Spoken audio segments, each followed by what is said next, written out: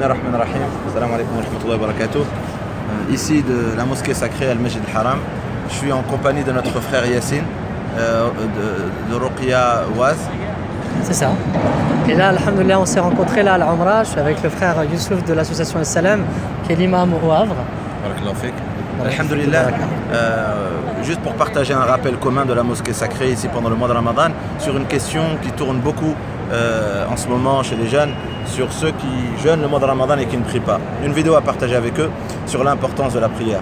Première chose, c'est que la prière, c'est la seule prescription qui a été révélée, qui a été donnée au prophète sallallahu alayhi wa sallam dans les cieux. Toutes les prescriptions ont été révélées sur terre, à part la prière. C'est-à-dire sur toutes les adorations qu'on retrouve dans l'islam.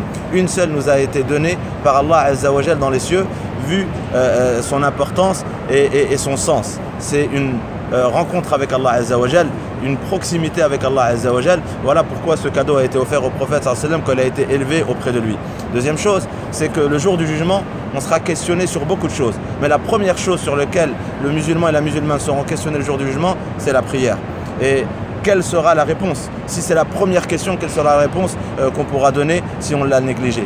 Troisième chose, c'est que le prophète sallallahu alayhi wa sallam nous a dit que la prière est une lumière. As-salatu nur. Dans un verset, Inna as-salata tanha 'anil fahsha'i wal munkar.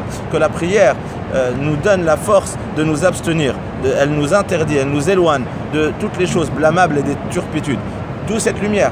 La lumière que nous offre cette prière, c'est une force qui nous aide à nous abstenir, à nous éloigner de tous les interdits d'Allah Azza wa Jal. Donc trois choses élémentaires qui montrent la valeur de la prière et qu'on ne peut négliger.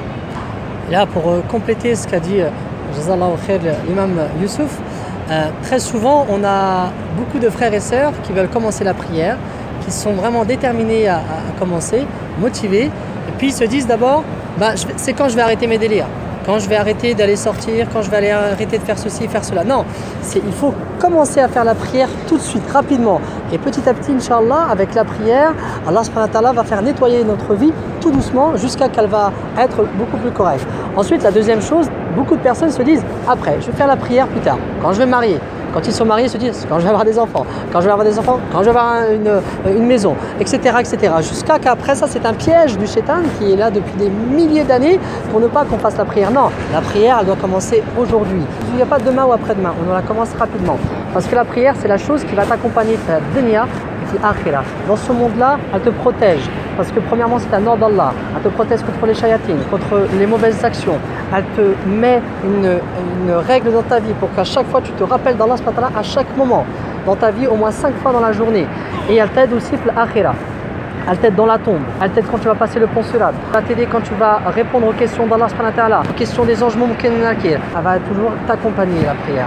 Donc c'est très important pour nous de nous occuper de la chose qui va nous aider à dunya fil akhirah. Ton argent, il va partir, il va être dissipé. Ta maison, elle va être donnée en héritage. Ta voiture, elle va être vendue. Tout va partir sauf la prière. Donc alhamdoulilah, la chose la plus importante que l'on doit faire dans ce monde-là, c'est la salat, Inch'Allah. Barakallahu fik.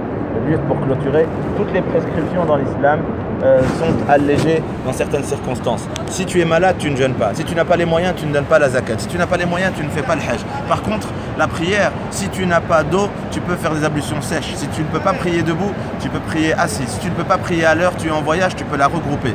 Mais tu dois faire la prière. Allah Azza wa Jal nous a allégé toutes les adorations, mais ne nous a pas autorisé de ne pas le rencontrer, de ne pas être proche de lui quotidiennement pour être préservé des épreuves de cette vie. Barakallah le frère Yassine d'avoir partagé ce moment avec nous. Le plaisir et qu'Allah Azza wa Jal nous récompense tous, Inch'Allah, dans ce mois béni du mois de Ramadan. Alhamdulillah, ya Rabbil alamin.